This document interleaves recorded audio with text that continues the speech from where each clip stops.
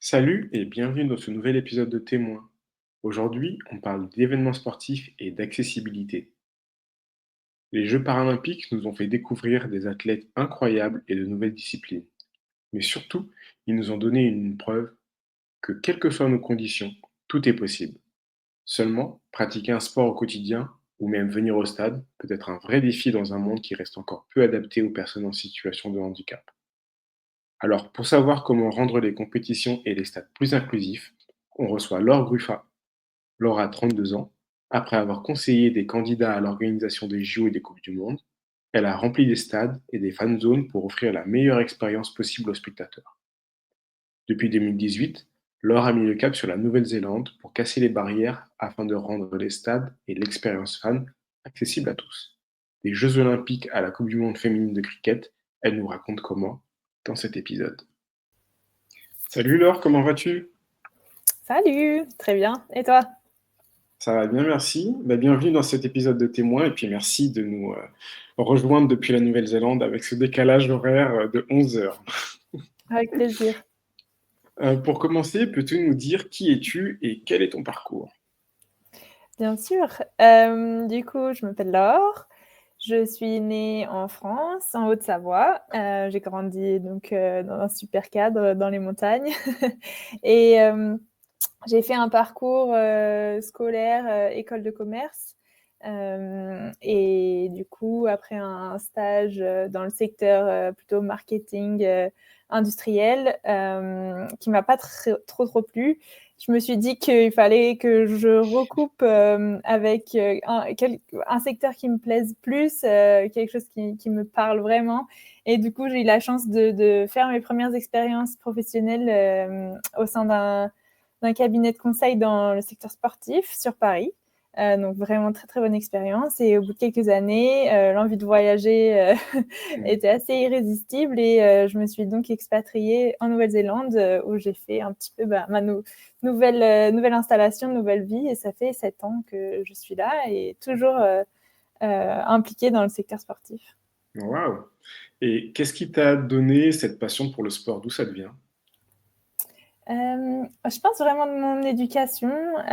Mes parents m'ont toujours incitée à être active, à faire des activités, que ce soit plutôt euh, d'un point de vue récréatif, en fait, juste voilà, après l'école, j'ai touché à tout, j'ai essayé vraiment une grande diversité de sports, donc je pense que ça m'a ouvert. Et puis en grandissant aussi, plus avec les amis, partager des moments de visionnage, des grands moments historiques sportifs à partager derrière la télé ou au stade. C'est ça vraiment qui m'a fait adorer ce secteur, adorer ça d'un point de vue personnel, mais aussi avoir envie d'y contribuer d'un point de vue professionnel. Et quel sport as-tu pratiqué? Oula, alors ça va être dur de faire toute la liste, mais du coup j'ai fait gymnastique, escalade, aviron, volley, rugby, un peu de football. Et depuis que je suis en Nouvelle-Zélande, j'ai eu la chance de tester le cricket, le netball, et puis aussi, on en Oui. reparlera sûrement par la suite, mais plusieurs parasports. Mhm. Donc super, super intéressant, mais voilà, une grande variété de sports que j'ai eu la chance de tester. Ouais, donc tu es en plein dedans, tu pratiques beaucoup de sport et en même temps tu en regardes beaucoup, donc je pense qu'on ne pouvait pas tomber sur un profil plus complet. On va en revenir un peu plus à ton parcours professionnel. Et il y a eu toute une première partie de ton parcours dans l'événementiel, où notamment tu as contribué aux candidatures de villes ou de pays hôtes pour des événements sportifs comme la Coupe du Monde de football ou alors les Jeux Olympiques. Est-ce que tu peux nous en dire plus sur le processus et raconter ces expériences? Tout à fait. Donc c'était vraiment, j'ai démarré dans ces expériences sur mon dernière année de césure en stage et ensuite j'ai eu la chance de pouvoir rester en CDI dans cette même entreprise et donc on avait des missions vraiment très variées mais spécialisées dans les candidatures à grands événements sportifs. Donc notamment j'ai eu la chance de contribuer au dossier de candidature de Paris 2024. Wow. Ça fait vraiment longtemps maintenant, mais c'est vraiment une chouette expérience, un exercice très particulier. En fait, c'est de répondre à un cahier des charges qui est donné par une fédération internationale, et c'est de convaincre l'organisation que le pays a les meilleures infrastructures, le meilleur projet, la meilleure vision pour offrir un événement à succès. Et donc, ça mobilise énormément de mise en relation avec différents acteurs. Enfin, c'est des événements sportifs à l'échelle des Jeux olympiques et paralympiques. C'est une ampleur tellement énorme que même rien qu'au niveau dossier de candidature, il faut avoir des garanties de l'État, de la ville, de la région, du transport, des sports, des stades, des infrastructures, etc. Donc, c'était déjà cette phase de planification, de candidature, pouvoir coordonner tout ça et être sûr que ce que l'on allait mettre dans le dossier de candidature s'approcherait au plus possible de ce qui est à la fin livré et délivré si la candidature est un succès. Et c'était vraiment très intéressant pour moi de voir récemment du coup la livraison des Jeux Paris 2024 et de pouvoir voir un petit peu comment cela a évolué. C'est très rare que les gens restent sur un même événement depuis la candidature jusqu'à la livraison. J'ai pas eu cette chance, c'est des cycles à peu près de 10 ans. Je sais qu'il y a des personnes qui sont restées du début à la fin. Mais voilà, très intéressant de voir tout ce processus-là. Et oui, c'est vrai qu'on ne se rend pas compte derrière l'organisation d'une Coupe du Monde, de jeux, ou même rien, parfois juste d'un match ou d'un tournoi. Le cycle qu'il y a eu en amont et le travail qui a été fourni juste pour la livraison de ces 2 semaines uniques, bien sûr, dans l'histoire, mais ça demande un travail de fond très important, et c'était vraiment très, très enrichissant de travailler sur des projets comme ça. Je parle du coup là des Jeux olympiques et paralympiques de Paris 2024. C'est une très, très grande échelle, mais j'ai aussi eu la chance de pouvoir contribuer à des Coupes du Monde de handball, de volley, des candidatures pour des Coupes du Monde de foot. Enfin, voilà, donc très varié aussi, et vraiment très intéressant de comprendre un petit peu plus les coulisses de ces événements mythiques.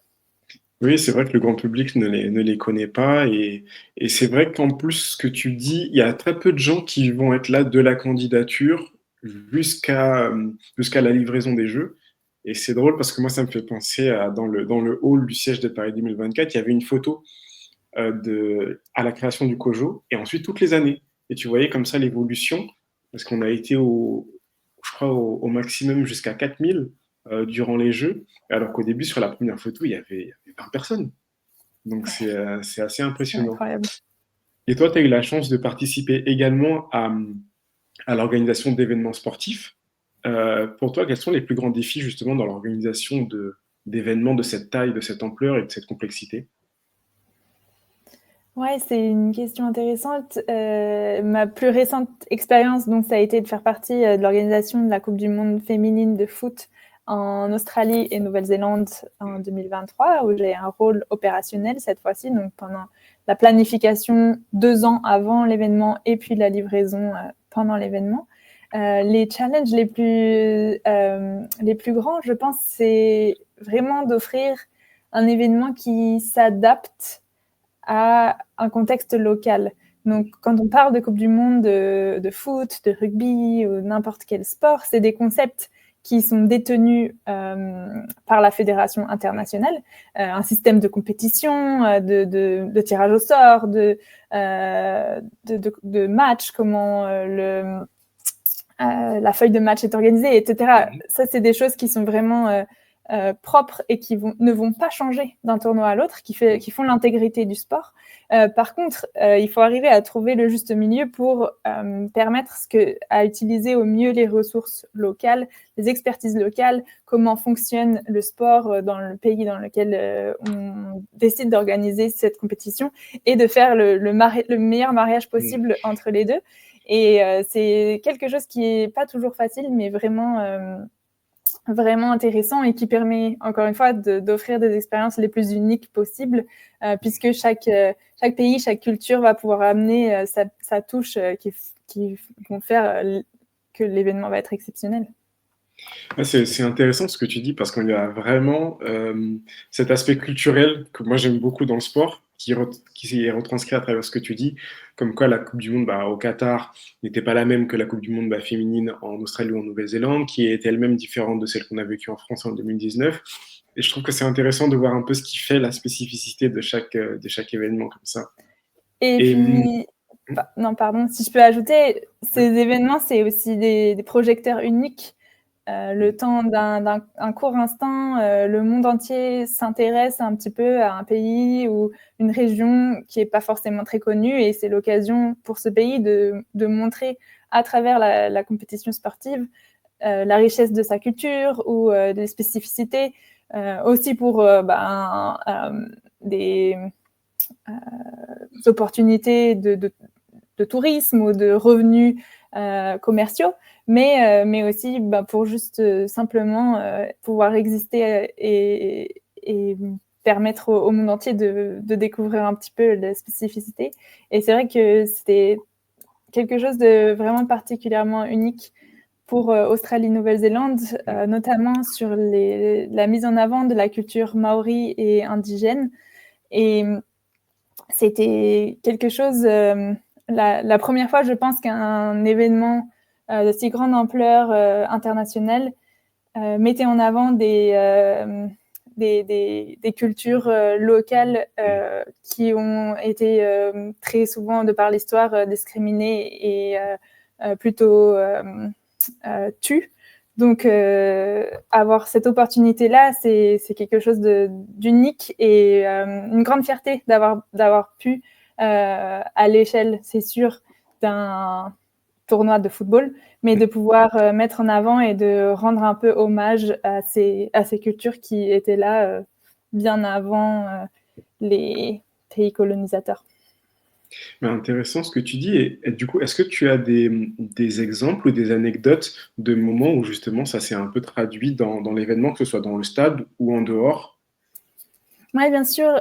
Donc, les cérémonies d'ouverture sont des moments où il y a un peu plus de flexibilité, où on sort justement du protocole de compétition très strict qui est imposé par les fédérations internationales, et où donc le pays hôte peut amener un petit peu de créativité, de touche. Donc, dans le cas de l'Australie et de la Nouvelle-Zélande, ça a été par des artistes qui ont été impliqués dans les cérémonies, le show, les couleurs, l'invitation de tribus qui ont pu faire leur cérémonie d'accueil traditionnelle pour les équipes qui participaient, donc à chaque début de match, par exemple.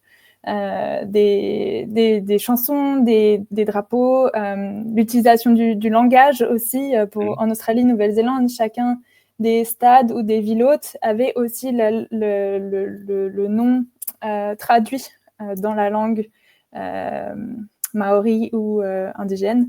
Donc voilà, on a essayé vraiment d'infuser ça à travers chacune des actions que l'on mettait en place, pour que ce soit aussi surtout quelque chose qui soit fait en collaboration avec les populations locales, et pas simplement une appropriation ou un cliché retranscrit pour le monde entier, en fait. Ok, je comprends.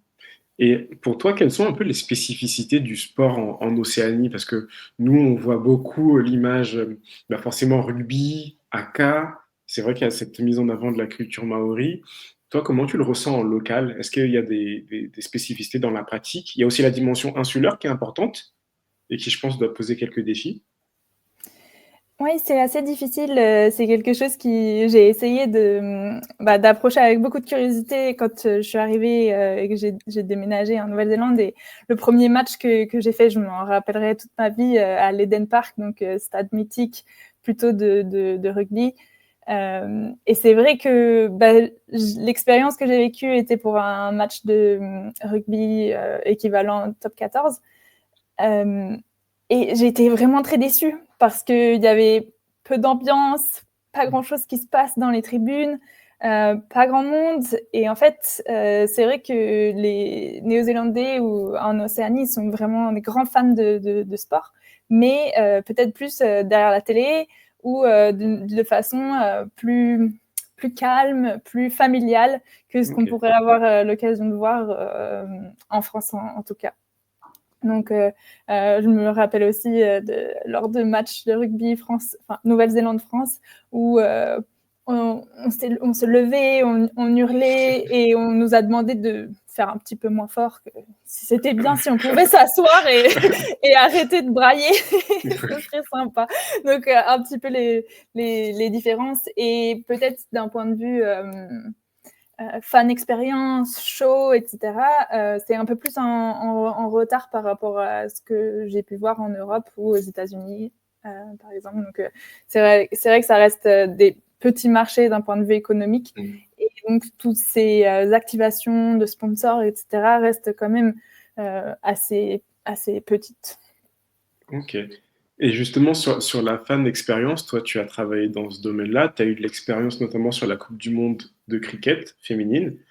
Il me semble que tu as coordonné des fan zones, ou alors tu peux nous préciser exactement ce que c'était et nous dire quels étaient un peu tes objectifs? Tout à fait. Et peut-être je vais revenir un peu en arrière sur ma première expérience qui m'a confrontée à la fan expérience. Ça a été en France Mmh. lors d'une mission avec la Ligue de football professionnelle française où on a mis en place toute une étude de la fan expérience en France. Et c'est quelque chose, bon, maintenant, ça commence à faire 10 ans, je pense, qu'on a fait cette mission, mais c'est vrai que c'était tout nouveau à cette époque-là de considérer la fan expérience déjà en tant que telle, Mmh. mais comme une vraie expérience, avec un début le jour où on achète le ticket et une fin quand on retourne chez soi après le match et toutes les étapes qui peuvent avoir lieu entre-temps. Et c'est vrai que c'était à cette époque-là un concept complètement nouveau et on a accompagné la LFP sur tous ces points euh, euh, d'interaction avec le fan pour pouvoir isoler et étudier chacune de ces étapes. Donc, notamment l'arrivée au stade en transport ou en voiture, le passage sécurité, l'achat, par exemple, de boissons ou de passer aux toilettes. Enfin, voilà, Mmh. toutes ces étapes-là ont été disséquées, analysées pour pouvoir être améliorées. Et c'est vrai que c'était un petit peu, à l'époque, oui, le début de vraiment proposer une expérience qui avait du sens du début à la fin. Mmh. Et c'est vrai que d'avoir travaillé sur ces sujets-là m'a permis, moi, d'avoir cette curiosité et de regarder la fan expérience d'une façon un peu plus holistique et pas simplement Mmh. l'image qu'on peut en avoir du show à la Oui. mi-temps ou de l'atmosphère avec les supporters au sein Mmh. d'une tribune. Donc voilà, de voir un petit peu plus ça largement. Et effectivement, j'ai travaillé donc sur des aspects de fan expérience pour la Coupe du monde féminine de cricket en Australie et Nouvelle-Zélande. Et là, c'était notamment vraiment concentré sur les aspects de show d'avant-match. Donc, comme on en parlait tout à l'heure, un petit peu aussi le protocole culturel avec la tribu maori locale qui faisait l'accueil des athlètes, ainsi que donc des éléments de show pyrotechniques sur les écrans géants, les hymnes, Mmh. etc. Effectivement. Et un petit peu l'ambiance avec le speaker pendant toute la durée du match. Euh, c'est assez intéressant parce que le format du cricket, en tout cas en Nouvelle-Zélande et la taille des stades qu'on avait, c'est pas des stades à proprement parler. Il n'y a pas de gradins de tribunes en dur. C'est OK. hyper chouette comme ambiance.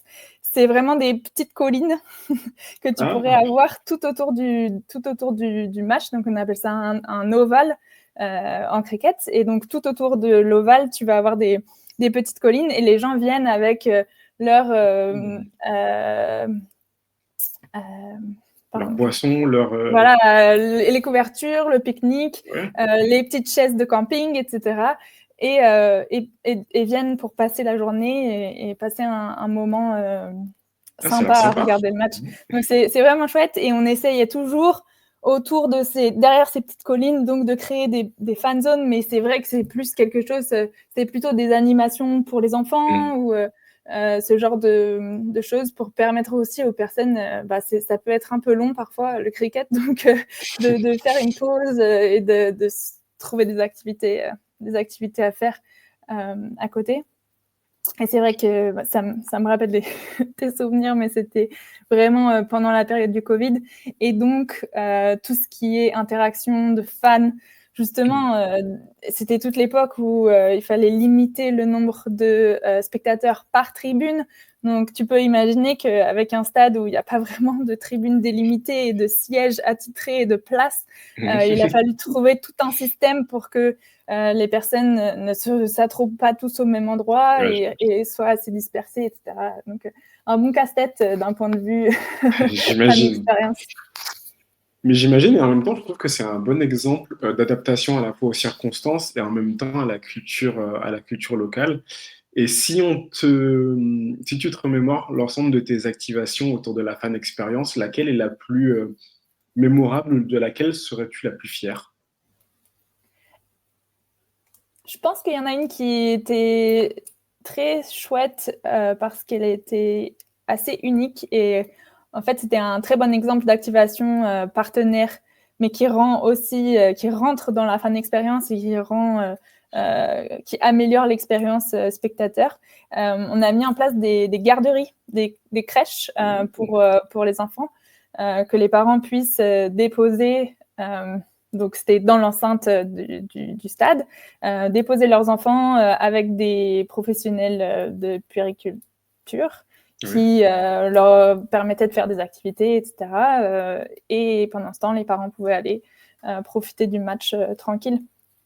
Et ça, c'était chouette parce que c'était un partenaire commercial qui avait du coup aussi des droits, la visibilité, etc., mais qui utilisait justement son cœur de métier pour proposer un service aux spectateurs et qui a aussi servi aux joueuses donc, qui mmh, avaient leur famille sur place et qui ont pu bénéficier de ce service-là aussi. Donc, vraiment très intéressant de mettre ça en place.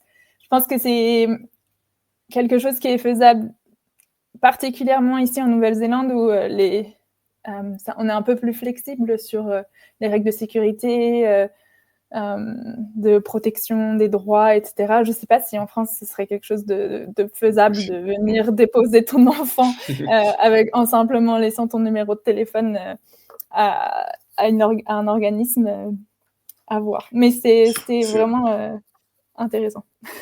Bah, là-dessus, franchement, bravo, parce que c'est typiquement le genre d'expérience en tant que parent, on a toujours des appréhensions, sur l'organisation quand on va à des grands événements comme ça, avec des enfants et c'est bien que ça soit pris en compte parce que du coup, c'est plus inclusif.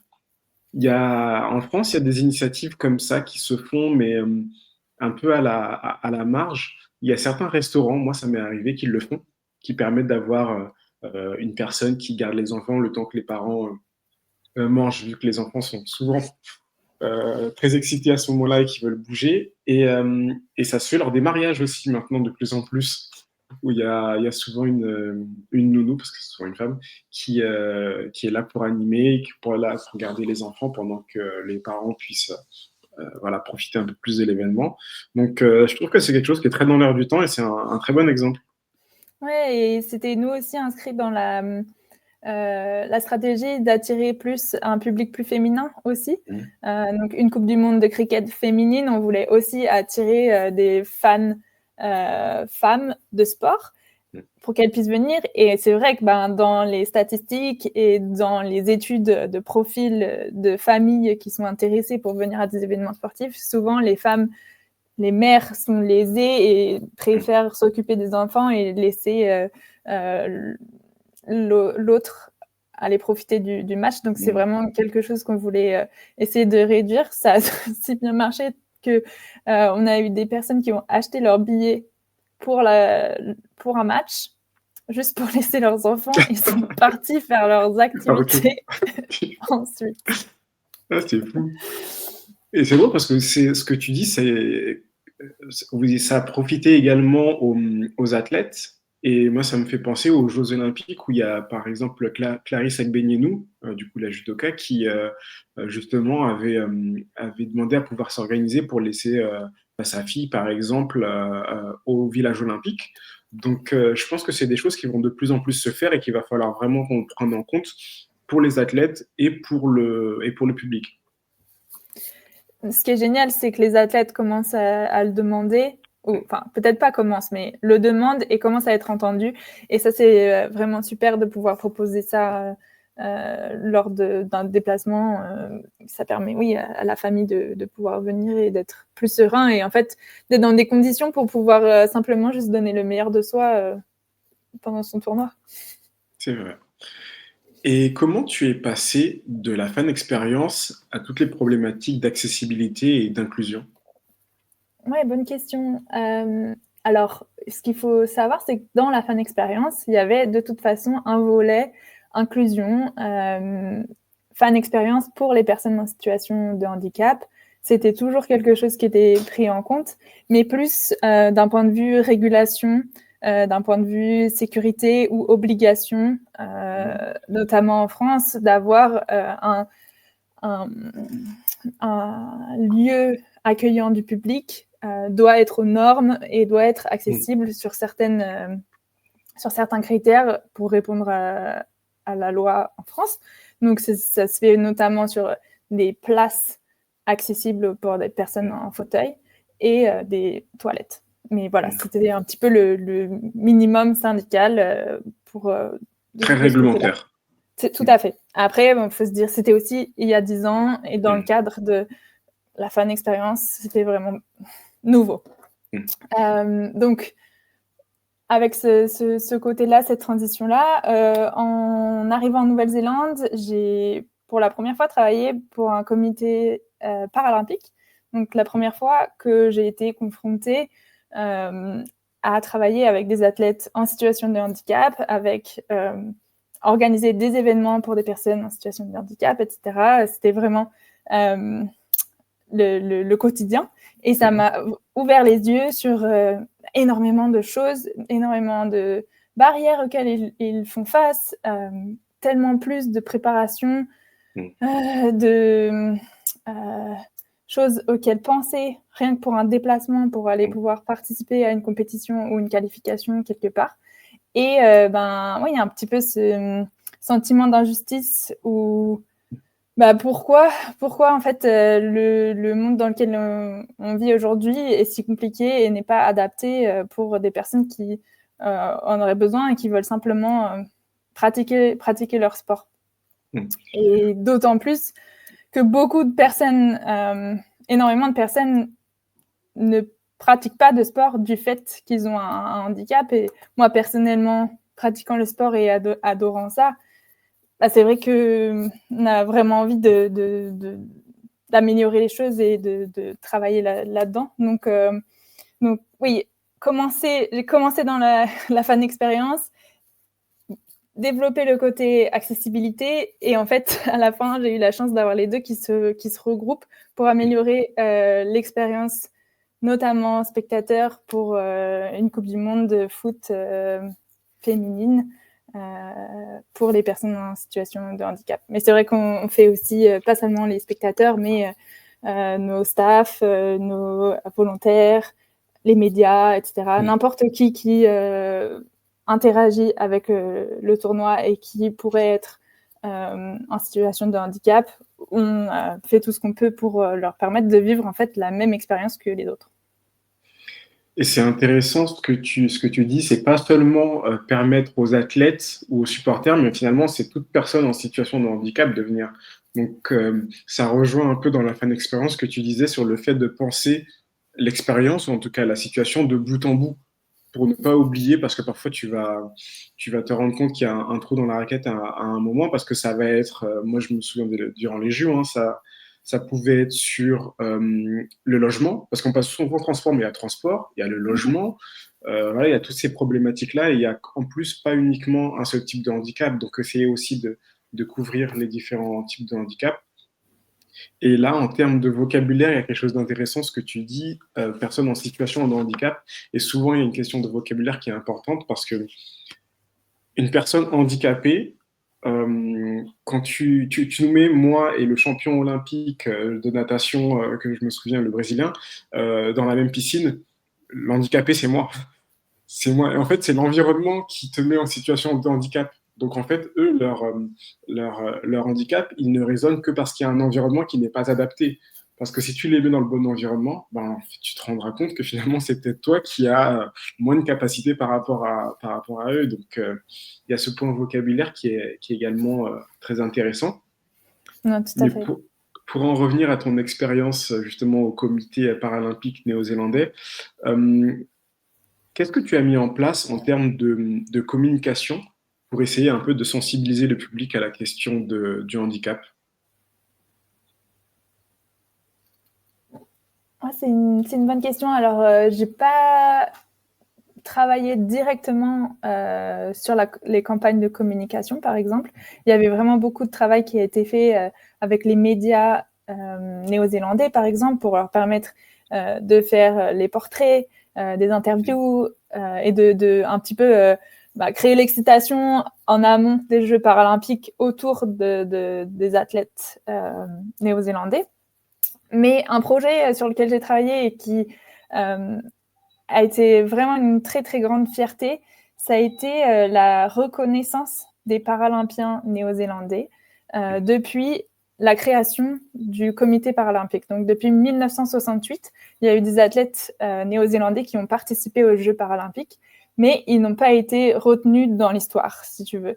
Et donc en fait, on a fait tout un travail historique de recherche pour retrouver contact avec ces personnes ou leurs familles si elles étaient décédées et de un petit peu faire, ça pourrait être l'équivalent aux États-Unis d'un Hall of Fame, Ah, pour pouvoir, voilà, on a accordé on a numéroté tous les Paralympiens depuis le numéro 1 jusqu'au, je crois qu'aujourd'hui c'est 300 et quelques, donc ça reste pas une échelle énorme, ça reste à taille humaine pour pouvoir essayer de retrouver toutes ces personnes, mais voilà, de les retrouver, d'organiser une cérémonie pour eux. Donc on les a invités à venir se retrouver. Du coup, parfois ils ont reconnecté avec d'anciens collègues qu'ils n'avaient pas vus depuis des décennies. Et officiellement, avec souvent, on essaye d'avoir un dignitaire local où on a eu quelques cérémonies avec la première ministre où on donnait à ce Paralympien son numéro sous la forme d'un pin, d'un écusson, et de partager son histoire et de raconter un petit peu ses performances sportives et en quoi il avait impacté l'histoire sportive du pays. Donc quelque chose de vraiment très important et en fait qui répond aussi à ce qui est fait pour les Olympiens de manière un peu plus classique. Et c'était, je crois que l'Australie a été le premier pays à le faire pour les Paralympiens et la Nouvelle-Zélande on a un petit peu copié. Mais c'était vraiment ouais, très émotionnel, enfin très fort de voir ces athlètes qui maintenant ont 70, 80 ans et qui ont reçu pour la toute première fois une interview à la télé et qui ont dit mais en fait à mon époque les gens s'en foutaient, personne s'intéressait à ce qu'on faisait, donc c'est très fort pour eux de voir que ça a compté et que ça a amené aujourd'hui à avoir on a quelques stars internationales ici en Nouvelle-Zélande dans le paralympique, donc c'est vraiment chouette d'avoir pu voir l'évolution du sport ici. Et ben, c'est une super initiative et je trouve que ça, à la fois, ça crée une sorte de communauté, une sorte de reconnaissance et qu'en même temps, ça montre à quel point c'est unique le fait de pouvoir avoir son petit numéro aussi, tu vois, de pouvoir être reconnu et de se dire je fais partie de cette famille-là et qu'en même temps j'ai la reconnaissance de mon pays. Je trouve que c'est beau. Tout à fait. Dans le monde anglo-saxon, pardon, il y a aussi, c'est un peu plus répandu de rajouter officiellement à la fin de ton nom un titre. Donc, par exemple, pour Paralympien, c'est PLY. Et donc, de plus en plus de personnes dans leur signature ou dans leur état civil, en fait, rajoutent ce titre comme pourrait l'être un petit peu une... Légion d'honneur, ordre du Voilà, mérite. Ouais. exactement. Ok. Et Ouais, c'est vrai que c'est c'est très répandu pour des personnes qui sont reconnues dans les secteurs scientifiques, commerciaux, etc. Et de plus en plus dans le sport. Donc, c'est vraiment bien aussi de voir les Paralympiens être fiers et un petit peu reconnus de cette manière-là aussi. c'est vrai. Et puis, j'ai l'impression qu'en plus, ça crée cet effet de communauté où finalement les anciens athlètes vont souvent se retrouver dans le comité ou dans les médias qui tournent autour. Moi, j'avais rencontré notamment Rebecca De Boer durant les Jeux paralympiques à Paris pour justement un service qui était offert aux personnes en situation de handicap pour le transport. Et c'était l'occasion aussi voilà, d'échanger sur comment est le sport paralympique en Nouvelle-Zélande versus ailleurs. Donc, très intéressant. Et intéressant que tu l'aies rencontrée en tant que journaliste, maintenant Mhm. elle a terminé sa carrière de sportive. Donc c'est aussi quelque chose qui est très important, autant pour les Olympiens, athlètes que Paralympiens, Mhm. de les accompagner sur leur carrière après leur carrière sportive. Et sinon, est-ce que tu as l'impression que il y a les Jeux paralympiques et là, on a eu, je pense, une couverture sans précédent. J'ai l'impression qu'il y a eu Londres qui a beaucoup mis en lumière le mouvement paralympique parce que l'inclusion était beaucoup plus aussi travaillée à Londres. C'est un pays qui a fait un vrai effort dessus et d'ailleurs, le mouvement paralympique vient de ce pays. Euh, à, à, à Rio et à Tokyo, Tokyo c'était un peu particulier, c'était Covid, et Rio, il y a eu vraiment une polémique sur le budget, où ils avaient finalement utilisé tout le budget paralympique aux Jeux Olympiques, et du coup ça avait fait scandale. Paris a remis un peu en lumière, et est-ce que tu as l'impression que toi, entre deux éditions olympiques, il y a une sorte de régularité, ou alors le soufflet retombe un peu et ça repasse à un niveau secondaire, tertiaire, et finalement beaucoup l'oublient ou pas? C'est sûr que c'est des vagues et en fait, c'est beaucoup plus mis en avant durant les années olympiques, paralympiques, donc un petit peu avant, même un petit peu après. Les médias jouent un rôle très important là-dedans. Et c'est vrai qu'on va dire que peut-être toute cette année-là, autour des Jeux, c'est très fort. On en parle, on voit dans des affiches, dans les rues, etc. Et de plus en plus, les médias font un effort pour mettre en avant autant les athlètes olympiens que paralympiens. Donc pour ça, c'est bien. Mais c'est vrai que ça retombe forcément entre les événements, à moins que dans la région, par exemple, dans l'année qui suive, il y ait un tournoi international de rugby fauteuil qui soit organisé en Australie, par exemple. Ouais, je donne un exemple, mais c'est vrai que ça permettrait de maintenir un petit peu euh, la médiatisation, mais sinon forcément ça retombe un petit peu.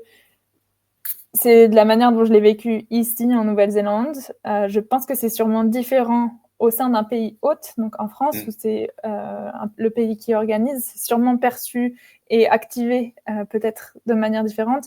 Mais en tout cas, quand c'est simplement suivi à la télévision, c'est vrai qu'on a tendance à un petit peu retomber dans l'oubli pendant ces Mm. années sans les Jeux. C'est vrai.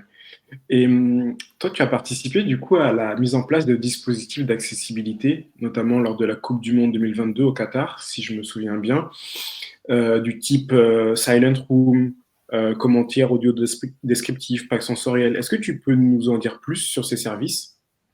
Absolument.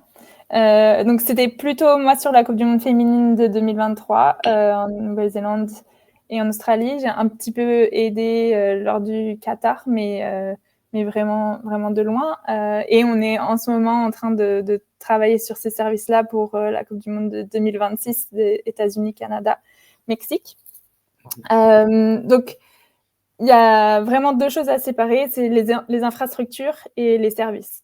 Tout ce qui est infrastructure, c'est de faire en sorte, comme on a dit tout à l'heure, transport, arrivée au stade WC, voilà, tout ce qui est en dur existant, on va passer tout ça en revue et faire en sorte que cela réponde aux normes légales, mais aussi de l'organisateur. Et là, si je prends l'exemple d'une Coupe du monde de football, où c'est l'organisateur et FIFA, leurs standards d'un point de vue accessibilité sont souvent au-dessus de ce qui est existant.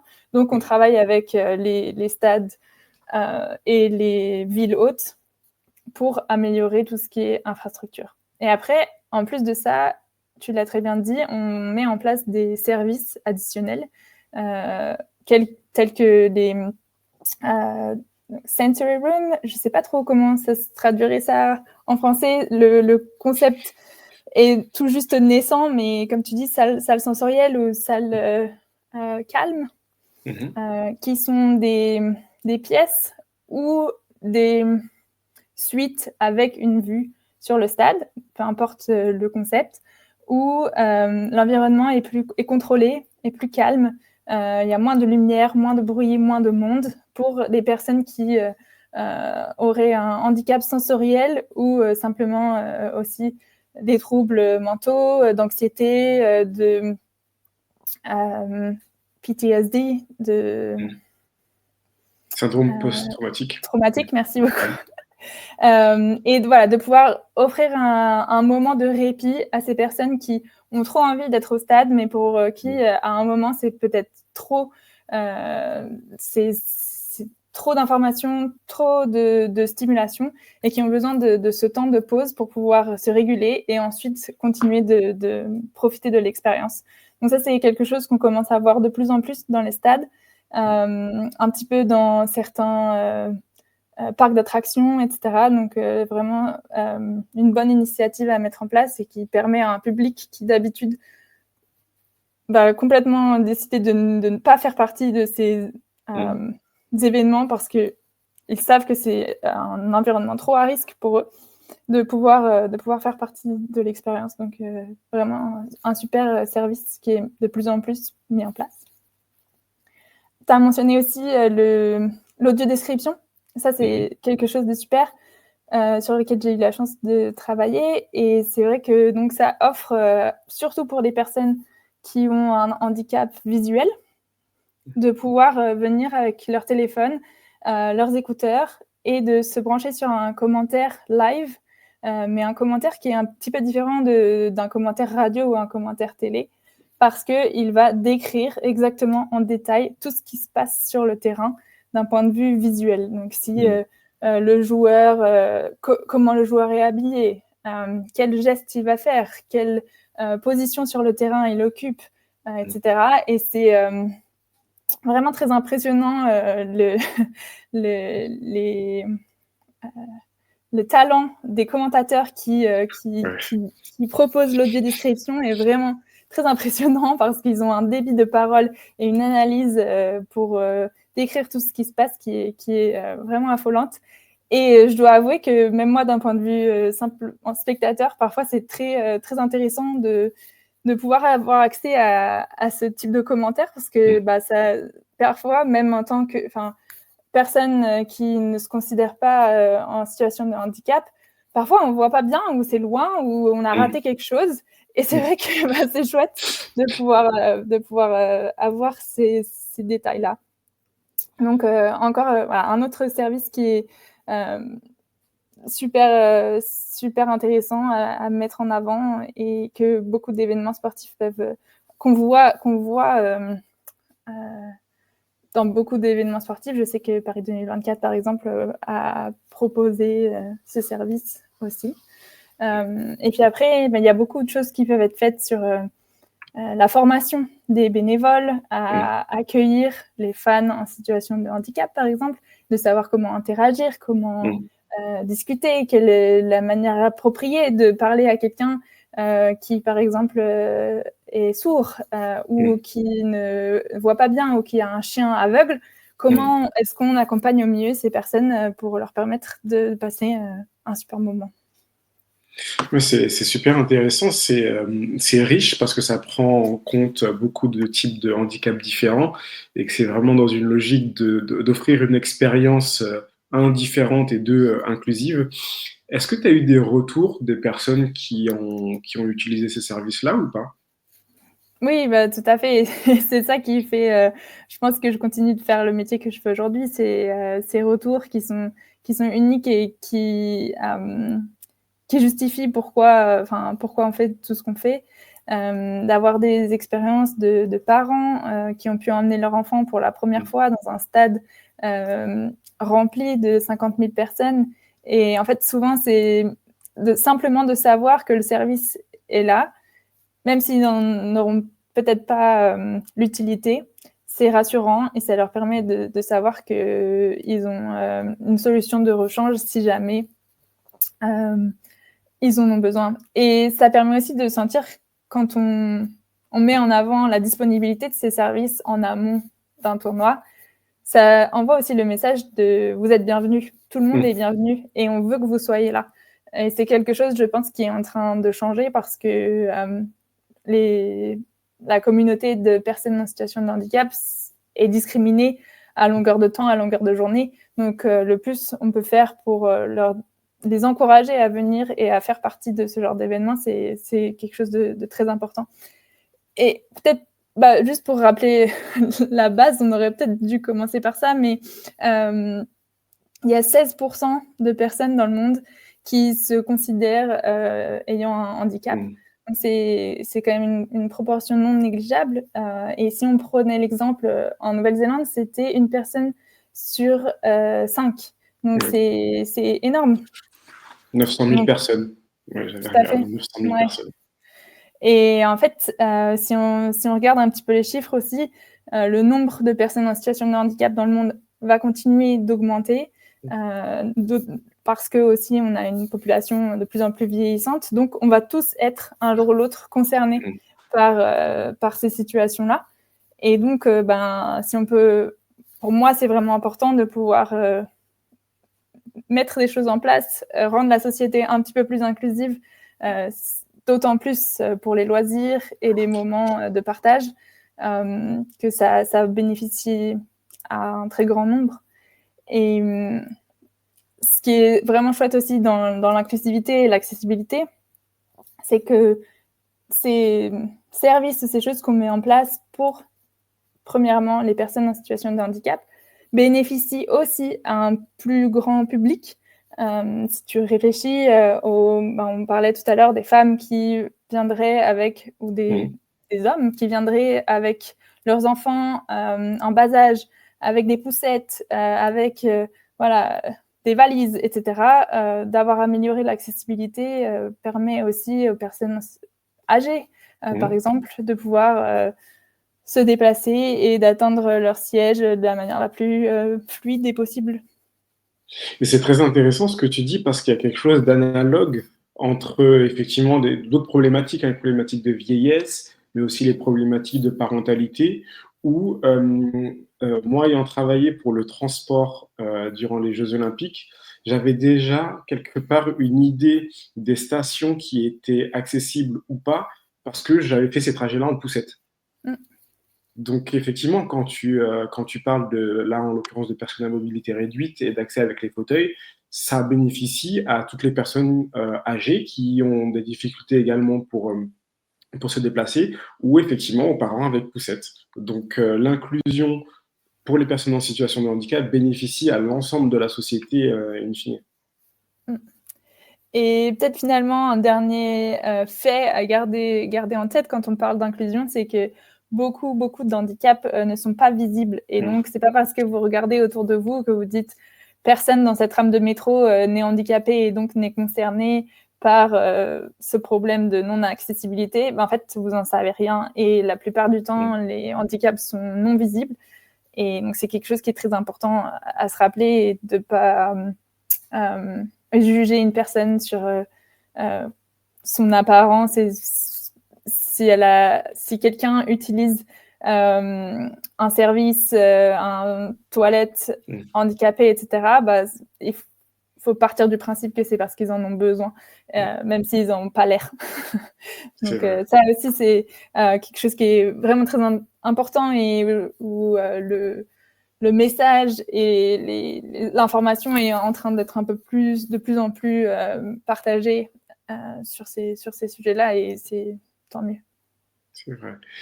Toi, aujourd'hui, tu es côté plutôt conseil aux organisations, et notamment la FIFA, par exemple.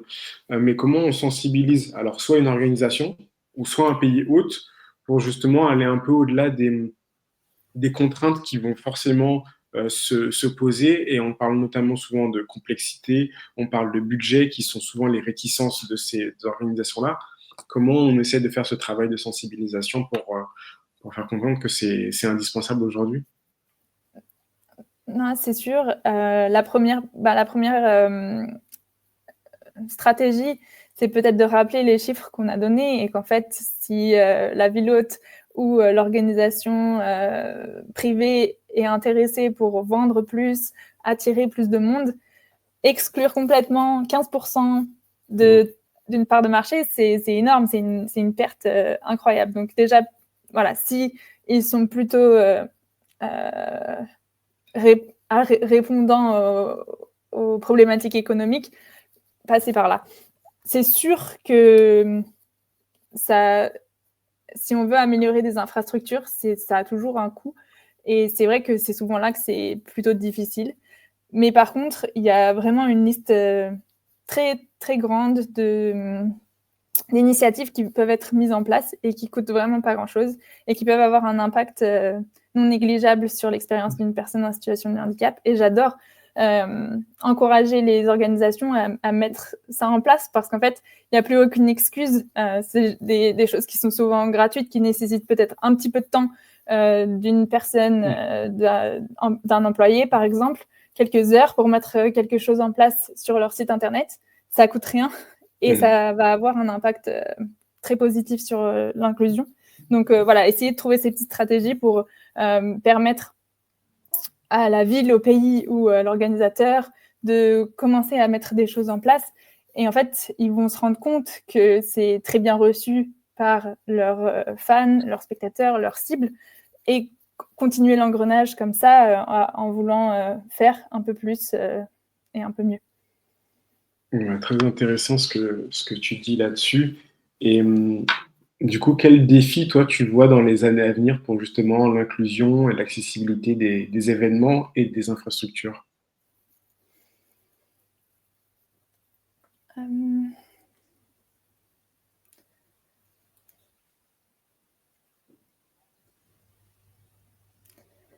ne sais pas si c'est des défis, des challenges, mais en tout cas, les évolutions technologiques vont permettre vraiment de rendre l'inclusion plus facile et moins coûteuse, que ce soit par exemple sur des problématiques d'accessibilité pour les personnes sourdes ou les personnes malvoyantes. De plus en plus, nos téléphones permettent, avec des applis super bien faites, de pouvoir rendre les personnes de plus en plus autonomes. Donc, malheureusement, voilà, ça va passer par la technologie, ça va passer par la connectivité, et permettre à ces lieux d'offrir et d'être intégrés dans ces espaces-là. Ça va être quelque chose de vraiment très intéressant. Je pense que le message, la connaissance des sociétés en général autour du handicap est en train d'évoluer, et peut-être les barrières sont un peu plus... La définition du handicap va être un peu plus globale et intégrer plus de monde. Par exemple, aujourd'hui, on parle un petit peu plus, heureusement, de santé mentale. C'est quelque chose qui peut être inclus dans la grande problématique du handicap, de l'inclusion, de l'accessibilité, et donc voilà, faire en sorte qu'on propose des services qui soient adaptés aussi à des personnes qui puissent se considérer comme étant en dépression, par exemple, et voilà, qu'est-ce qu'on pourrait leur offrir lors d'un événement sportif pour passer un bon moment, pour avoir envie de venir, pour avoir envie d'être là. Voilà, et c'est ces problématiques-là qui vont s'étendre et qui vont, du coup, je pense, plus elles vont toucher de monde, moins on pourra les ignorer et du coup permettre d'améliorer l'expérience. Et là-dessus, c'est intéressant parce que il y a une partie visibilité qui est offerte par les grands événements. Il y a une partie fan expérience qui permet de rendre la chose accessible. Et il y a une partie sport au quotidien aussi.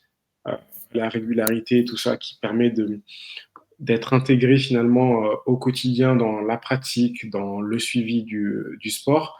Et, euh, et en fait, la technologie, elle offre des opportunités d'être autonome, comme tu le dis, et que ce soit autonome sur des événements en eux-mêmes, sur de la pratique, sur du suivi.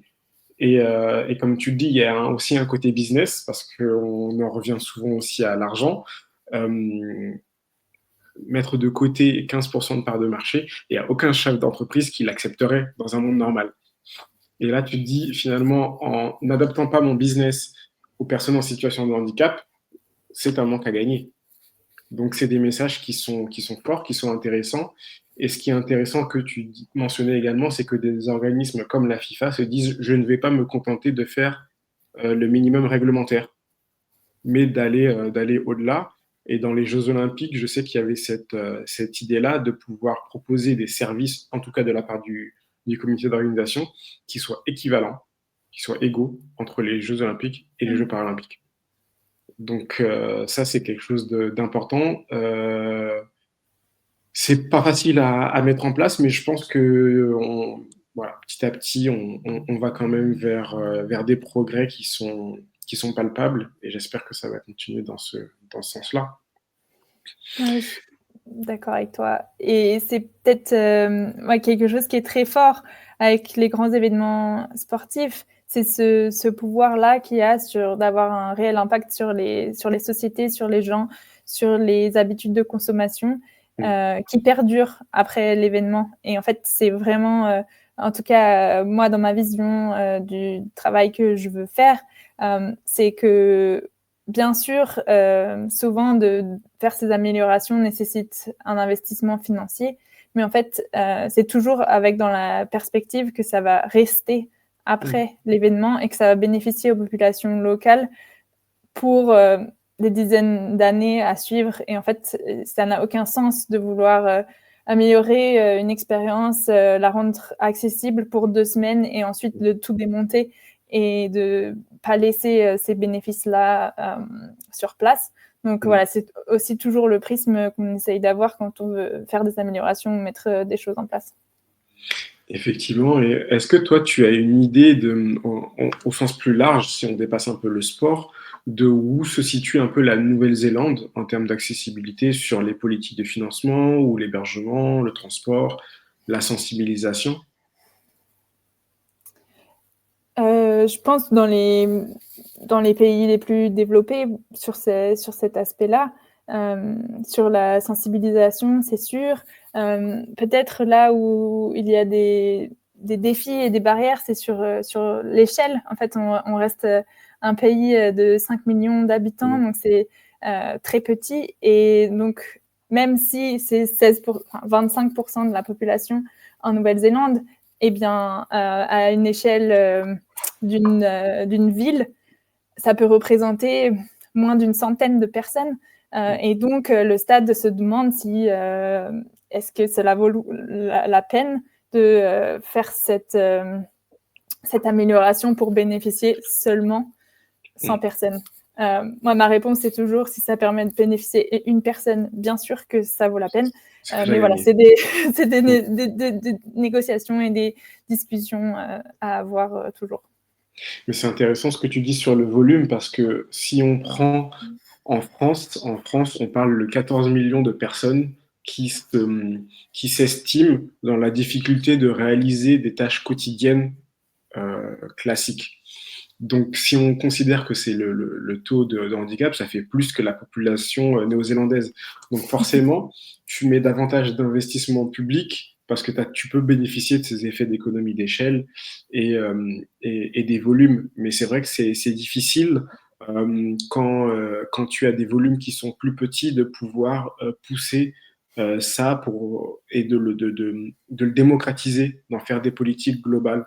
Donc c'est vrai que Ouais. en ça, il y a peut-être une particularité néo-zélandaise. Après, tu peux aussi jouer sur le levier inverse, dans le sens où, puisque ta population est assez restreinte, la probabilité pour que quelqu'un de proche de toi soit dans cette situation-là est assez élevée, puisque un peu, je grossis le trait, mais tout le monde connaît tout le monde. Si tu veux, c'est plus facile de te sentir proche de ces problématiques et d'avoir envie à ton échelle individuelle d'améliorer la situation, plutôt que dans une économie où finalement plus tout le monde est un inconnu autour de toi. C'est vrai.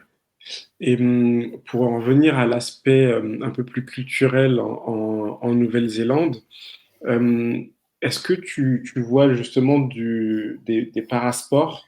Tout à l'heure, tu disais que tu en avais testé quelques-uns durant ton introduction, qui prennent un peu d'ampleur, qui rentrent dans la culture locale. Parce que jusque-là, on vous connaît beaucoup pour le rugby, un peu maintenant pour le cricket. Les Australiens, ils ont le surf. Qu'est-ce qu'il y a niveau parasport un peu qui se développe en local? Alors, les parasports ici qui remportent le plus de médailles, c'est un peu les classiques, la natation et l'athlétisme. Mais par contre, l'équipe de rugby fauteuil, certaines années se qualifient pour les Jeux et arrivent en 2000, ils avaient gagné la médaille d'or. Depuis, ils essayent de revenir un peu sur le devant de la scène. Mais c'est vrai que c'est un des seuls sports collectifs qu'il y a. Sinon, encore une fois, avec comme on disait, l'économie d'échelle, c'est plutôt les sports qui regroupent tous les handicaps qui sont le plus faciles d'être pratiqués et développés. Le cyclisme aussi, on a eu beaucoup de médailles dans les Jeux précédents. Ok, très bien. Et pour élargir au sport de manière générale en Océanie, tu nous expliquais lors d'une discussion qu'on avait eue précédemment qu'il y avait également la difficulté du territoire, puisque on parle d'îles, donc il y a cette dimension insulaire et notamment le transport, pouvoir aller d'un endroit à un autre et suivre des compétitions, y assister, etc. Oui, surtout quand on parle de l'Océanie, pardon, il y a beaucoup de petits pays, les Fidji, Vanuatu, Samoa, où ils sont plus pauvres et du coup, d'arriver à trouver des fonds pour juste se déplacer et de faire un match amical, une rencontre contre un autre pays, une qualification pour une Coupe du Monde, etc. Ça prend des ampleurs vraiment gigantesque pour ces athlètes. Donc c'est pour ça qu'on voit plus facilement se développer les sports individuels, encore une fois, où s'il faut se déplacer sur une compétition internationale, ce sera l'athlète et le coach, grand max. Alors que s'il faut faire déplacer une équipe de foot entière ou de rugby, c'est plus compliqué. Il y a quand même une très grande solidarité dans la région Océanie où l'Australie et la Nouvelle-Zélande participent beaucoup au développement du sport dans les autres pays plus petits, moins développés. Donc c'est vraiment chouette de voir cette entraide-là. Et on a la chance en Nouvelle-Zélande de voir souvent des équipes de rugby internationales venir se produire ici aussi. Ok, très intéressant, effectivement, sur cette dimension-là. Et pour le coup, tu vis en Nouvelle-Zélande et tu as travaillé également en Europe. Est-ce que tu sens une différence d'approche entre les deux continents? Plus en général sur l'approche par rapport au monde du travail. C'est ici la répartition entre temps professionnel et temps personnel libre est beaucoup plus équilibrée, je dirais. Après, ça dépend encore une fois des secteurs et des lieux en Europe, mais cette importance donnée à ton temps personnel qui ne mange pas sur le temps du travail est plus importante ici. Mais ça amène aussi des situations un peu cocasses dans le secteur sportif, par exemple. En étant partie d'Europe et arrivée ici, c'est très étrange de ne pas voir des protocoles sécurité, des fouilles très détaillées pour rentrer dans des grandes enceintes ou des stades, c'est quelque chose qui est quand même très particulier au contexte européen et avec des normes très très poussées, et tant mieux. Mais c'est vrai que du coup, c'est peut-être un peu plus détendu. Certaines choses se font à la dernière minute ou sur le coup. Et ça fonctionne, ça fonctionne ici. Mais c'est vrai que c'est deux choses, deux systèmes qui sont complètement différents. Ok, très bien. Et un dernier mot sur ce que tu souhaites transmettre, toi, à travers le sport. On a compris qu'il y avait un gros message d'inclusivité, mais est-ce que voilà, tu as un message à passer? Bah oui, que en fait, faites du sport, peu importe vos capacités, vos habilités, que vous ayez un handicap ou non, il y aura un sport pour vous. Et en fait, les bénéfices que ça a à votre échelle individuelle ou sur la société sont vraiment super. Donc, n'hésitez pas. Et si vous avez un handicap et que vous savez pas trop, vous pensez, on vous a toujours dit que vous ne pouviez pas faire de sport. Vraiment, renseignez-vous, sortez, rencontrez des gens, posez des questions et osez, parce que vous allez trouver quelque chose qui vous épanouit et dans lequel vous serez fort. Eh bien, merci pour ce message. L'interview touche à sa fin. On va te poser les deux questions rituelles. La première, quelle œuvre culturelle, ça peut être un film, une série, une chanson, un livre, une expo, un resto, représente le mieux ta passion ou illustre le mieux ton vécu? C'était vraiment dur. Merci de m'avoir donné cette question un peu à l'avance pour réfléchir. Mais j'ai pas réussi à en trouver un seul, donc je vais en donner deux si j'ai le droit. Oui, bien sûr. Et ce sera des recommandations séries, parce que Mhm. Ah, j'adore vraiment regarder des séries. Et on va rester un petit peu dans l'univers du sport. Deux séries avec des vibes complètement opposées, mais qui m'ont vraiment touchée. La première, je pense, c'est assez connue, Ted Lasso, qui est sur ah, un environnement sportif. Mais en fait, j'adore. ça explore tout ce qui est autour du sport et qui n'est pas le sport, et vraiment petit bijou de série que je recommande vraiment. Totalement en phase avec toi. Je pense que si on me posait la question, je répondrais la même chose. J'adore. Et la deuxième, c'est un petit peu plus sérieux, un petit peu plus grave, mais hyper intéressant aussi sur les impacts que peuvent avoir le sport sur nos sociétés. Et on en a parlé un petit peu. C'est une série française qui s'appelle La Fièvre. Ah oui, Je ne sais pas si tu l'as vue, mais oui. vraiment aussi, je trouve que ça la représente vraiment bien dans ce dans quoi je travaille. Et en fait, à quel point euh, ça peut transcender le sport pour impacter nos sociétés, et qu'il ne faut pas le sous-estimer, que souvent, ce n'est pas juste Mm. un incident qui s'est passé sur un match de foot, mais ça peut avoir des conséquences vraiment plus larges, et c'est intéressant d'explorer ça. Ah bah, c'est excellent. Franchement, c'est deux exemples que j'adore et qui me parlent beaucoup et que je les mettrai dans la description pour ceux qui souhaitent les regarder. Et deuxième et dernière question, je vais te demander de me donner un numéro entre 1 et 10, et puis moi j'ai une liste de questions secrètes qui correspondent à ces numéros. Eh bien, on va dire la 2. Numéro 2. Y a-t-il un lieu ou une enceinte sportive qui évoque pour toi des souvenirs particulièrement puissants? Ah oui.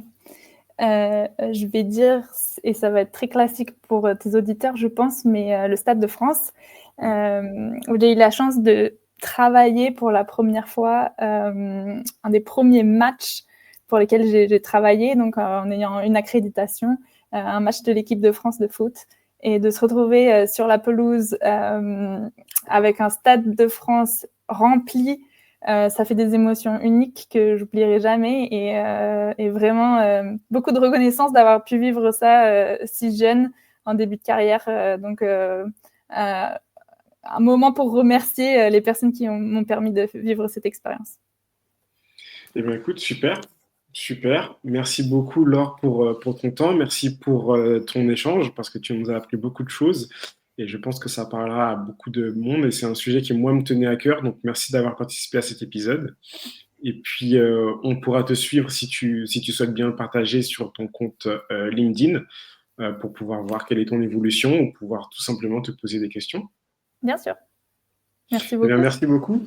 Et puis, bonne nuit, vu qu'on est, on est le soir chez toi. Et puis, à très vite. Merci. Merci.